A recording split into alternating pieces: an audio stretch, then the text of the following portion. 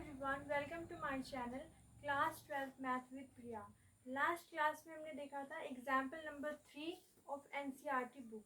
आज की क्लास में हम देखने वाले हैं example number 4 of NCERT book. ये जो एग्जाम्पल है ये हमसे क्या कह रहा है, show that the relation R in set 1 2 3। तो हमारे पास कोई रिलेशन है आर जो किस पे डिफाइंड है, कौन से सेट पे डिफाइंड है, सेट 1 2 3 पे डिफाइंड है। Given by R is equal to 1 1 2 2 3 3 1 2 2 3।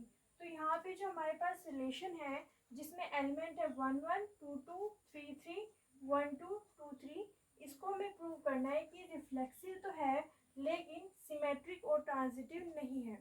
तो सबसे पहले हम देखेंगे कि हमारे पास रिलेशन जो है वो रिफ्लेक्सिव है या नहीं है। तो यहाँ पे देखिए r इज इक्वल टू हमारे पास है 1 1 2 2 3 3 और 1 2 एंड 2 3। ये हमारे पास एक रिलेशन है जो कि सेट ए पे अज्यूम कर लेते हैं कि हमारे पास कोई सेट है। सेट हमारे पास है, ये लेट अस सपोज ए, ये है हमारे पास 1 2 3 1 2 3। तो देखिए रिफ्लेक्सिव के लिए हमारे पास कंडीशन क्या होती है कि ऑल ए टाइप के एलिमेंट हमारे रिलेशन में होने चाहिए। तो अगर 1 हमारे पास है हमारे सेट में, अगर 1 है तो रिलेशन में 1 1 होना चाहिए। अगर हमारे रिलेशन में हमारे सेट में 2 है तो हमारे रिलेशन में 2 2 होना चाहिए। और अगर हमारे सेट में 3 है तो हमारे रिलेशन में 3 3 होना चाहिए। तो हम क्या कह देंगे कि ये जो रिलेशन है वो रिफ्लेक्सिव है। अब यहाँ पे देखिए 1 हमारे पास है तो हमारे रिलेशन में 1 1 है, 2 हमारे पास है तो हमारे पास 2 2 है, और 3 हमारे पास है तो हमारे पास 3 3 है। मतलब 1 1 हमारे पास रिलेशन में है, 2 2 हमारे पास रिलेशन में है, और हमारे पास 3 3 भी है।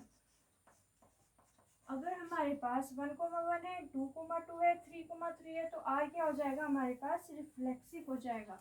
तो यहाँ पे हमारे पास 3 3 भी है, 3 3। तो हम क्या कहेंगे, R is reflexive, R is reflexive.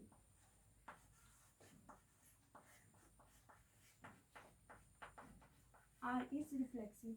एक बार फिर से देखिए हमने इसको रिफ्लेक्सिव है कैसे प्रूव किया।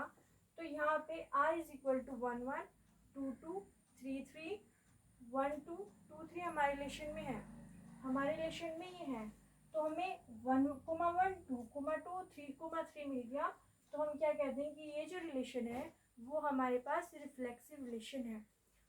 अब देखते हैं हम कि सिमेट्रिक रिलेशन है या फिर नहीं है। अब हमें प्रूव करना है कि ये जो रिलेशन है वो हमारे पास सिमेट्रिक नहीं है।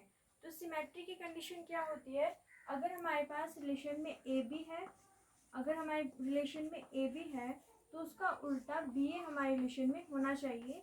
तो हम क्या कह देंगे कि वो रिलेशन हमारे पास सिमेट्रिक रिलेशन होता है। अब देखिए यहाँ पे 1 1 हमारे पास है तो इसका उल्टा 1 1 होगा जो कि हमारे पास है। इसके भी चेक करते हैं, 2 2 हमारे रिलेशन में है तो 2 2 का उल्टा क्या होगा, 2 2 जो कि हमारे रिलेशन में है। 3 3 का उल्टा क्या होगा, 3 3 तो वो भी हमारे रिलेशन में है। अब यहाँ पे देखिए 1 2 हमारे रिलेशन में है बट इसका उल्टा 2 1 हमारे रिलेशन में नहीं है। देखिए यहाँ पे 1 2 हमारे रिलेशन में है लेकिन इसका उल्टा 2 1 हमारे रिलेशन में नहीं है। अगर एक भी कंडीशन हमारे पास ऐसे मिल जाती है जिसमें ए भी हमारे पास है और बी हमारे पास नहीं है तो हम क्या कह देते हैं कि वो रिलेशन हमारे पास सिमेट्रिक नहीं होता है। तो R is not symmetric, R is not symmetric.